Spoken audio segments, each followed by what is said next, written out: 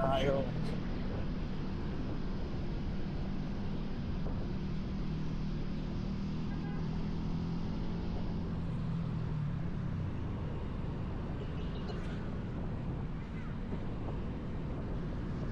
Okay na, di ako sanay mag-straight na.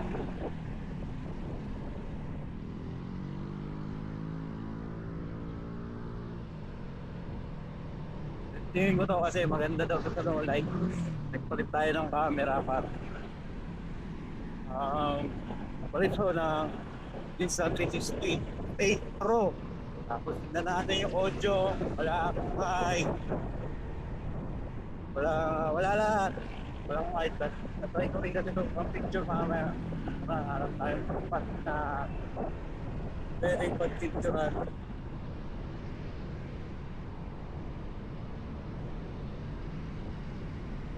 Sana sa Meralco daming ilaw-ilaw din, maraming subject, marami tayong pwede picturean, marami rin naman dito. Hanap tayo ng maganda-gandang lugar.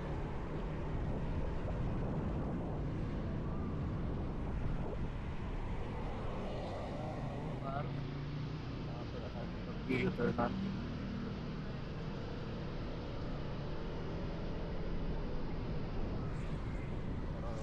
tayo sa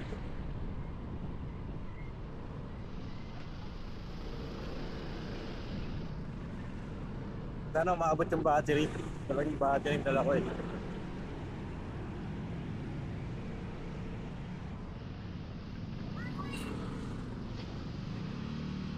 Sa record ko pa.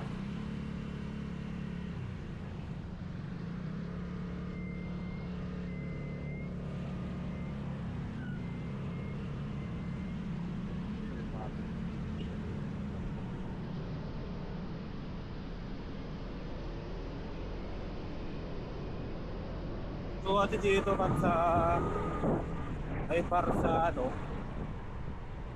sa Insta Ace Pro magne-effect na yung gamit natin para dun sa 360 na X3.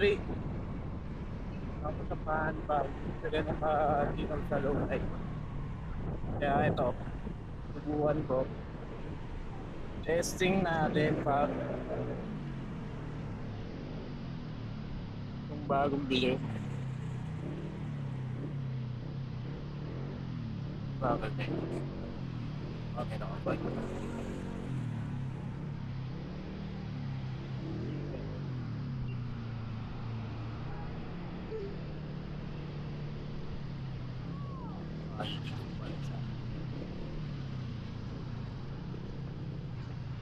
Pulis ka po. Babalagan siya ito.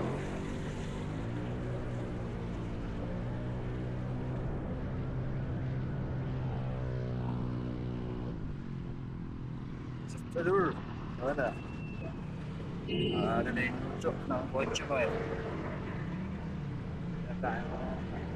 Nakapulin yung pera. Dahil delikado par. May akala niya ito ako. Sa ganda yung huwinto na lang ako. Ba't tayo mag-isip? Dapat ba't tayo mag-isip? Ganun bagay. Balik ako kayo.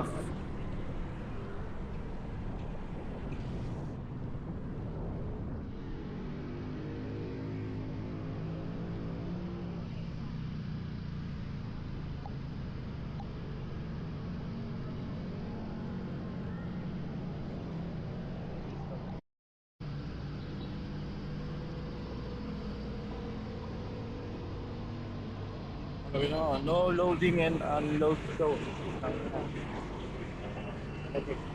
Oh, bago sakay dyan. Uy, dyan. Alam na ba? Sakay din. Kakapal pa. Ay, dyan.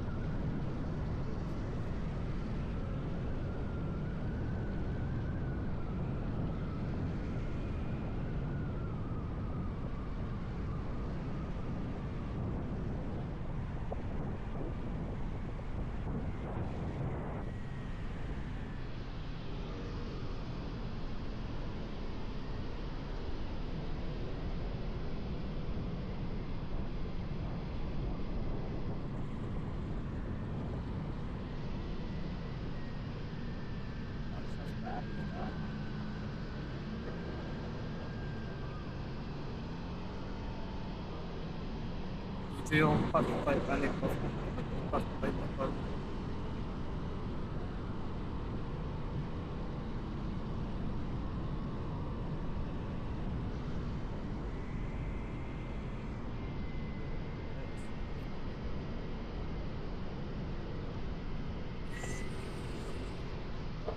Bukan natin yung low light.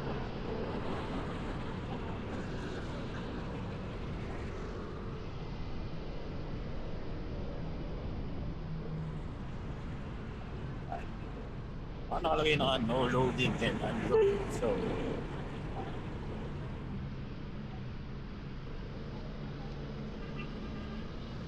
pero doon pa rin sila nagdaan na nagbababa. Bakit tiyo?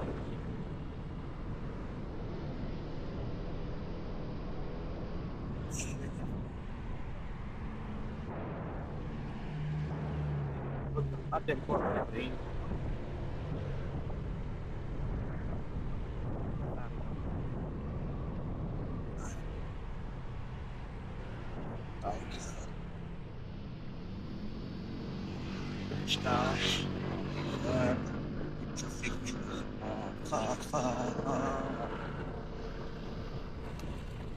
Tayo pwedeng pagpipilihan.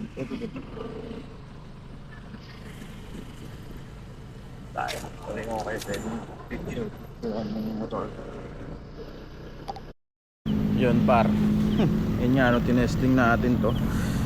Insta 360 Ace Pro. Palit na ako. Kasi yan yung motor natin sa update.